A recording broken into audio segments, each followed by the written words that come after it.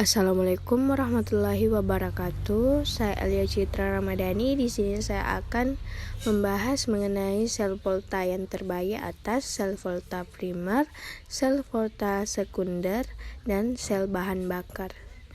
Di mana contoh dan penggunaannya ada pada gambar. Baiklah, kita langsung saja pada sel volta primer. Nah, sel volta primer atau sel primer adalah baterai yang dayanya langsung habis, dan apabila selesai dipakai artinya komponen baterai ini tidak dapat diisi ulang. Baterai ini dibagi menjadi beberapa jenis, yaitu yang pertama ada sel kering sel karbon, yang kedua ada baterai merkuri, dan yang ketiga ada baterai peroksida. Nah, inilah jenis sel primer, yaitu sel kering atau sel kering yaitu seng karbon, di mana anodanya yaitu logam seng atau Zn, dan katodanya yaitu grafit sesuai pada gambar.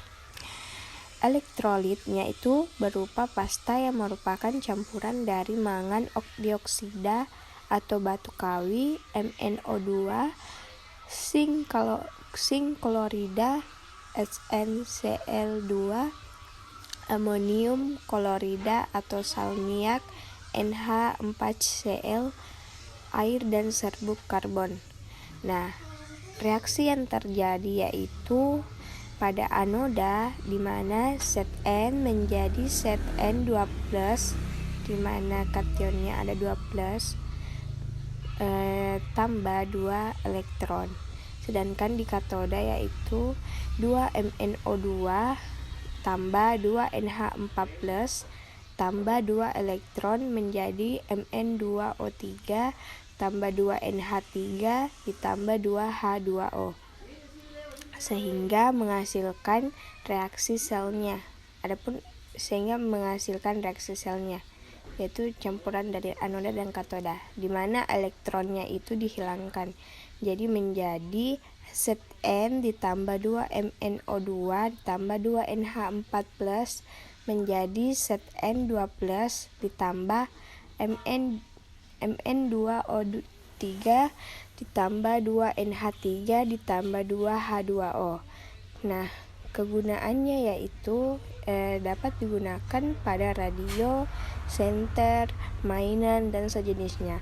Potensial sel dari baterai sekitar 1,5 volt dan menurun sejalan dengan lama pemakaian, sehingga harga di pasaran sangat murah. Baiklah, kita lanjut pada sel sekunder. Nah, yang kedua dari sel volta itu ada sel volta sekunder, di mana pengertiannya yaitu sel volta sekunder adalah sel volta yang dayanya dapat diisi ulang, di mana berbanding terbalik dengan sel primer, di mana sel primer yang tidak dapat diisi ulang, sedangkan sel volta sekunder itu dapat diisi ulang.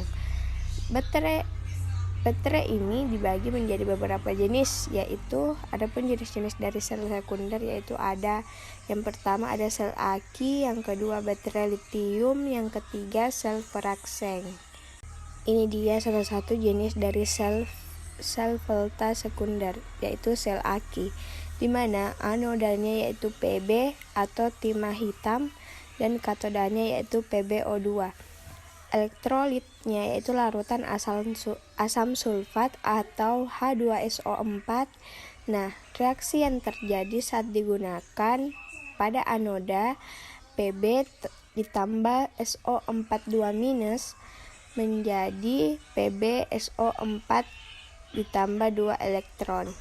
Sedangkan di katoda, PbO2 ditambah 4H+ ditambah SO42- ditambah 2 elektron menjadi PbSO4 ditambah 2 H2O, sehingga menghasilkan reaksi selnya, yaitu Pb ditambah 2 SO42- ditambah PbO2 ditambah 4H+ menjadi PbSO4 ditambah 2H2O. Sedangkan adapun reaksi yang terjadi saat pengisian ulang, di mana pada bagian anoda, di mana anodanya yaitu PbSO4 ditambah 2H2O menjadi PbO2 ditambah HSO4- ditambah 3+ ditambah 2 elektron.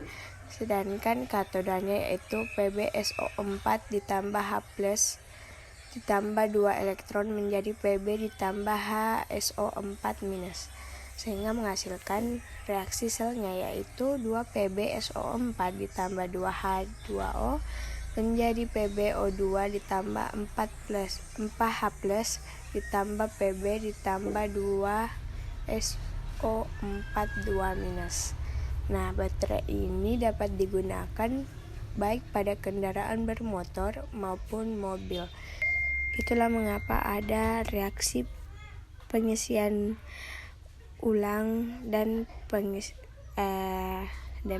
karena sel volta sekunder itu dapat diisi ulang.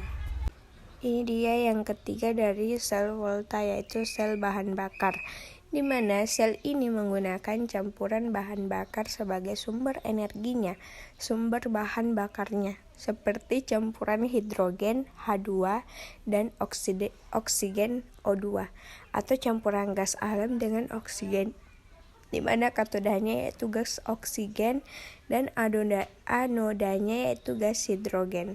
Adapun reaksi yang terjadi saat digunakan, di mana bagian anoda H2 ditambah 2OH- menjadi 2H2O ditambah 2 elektron.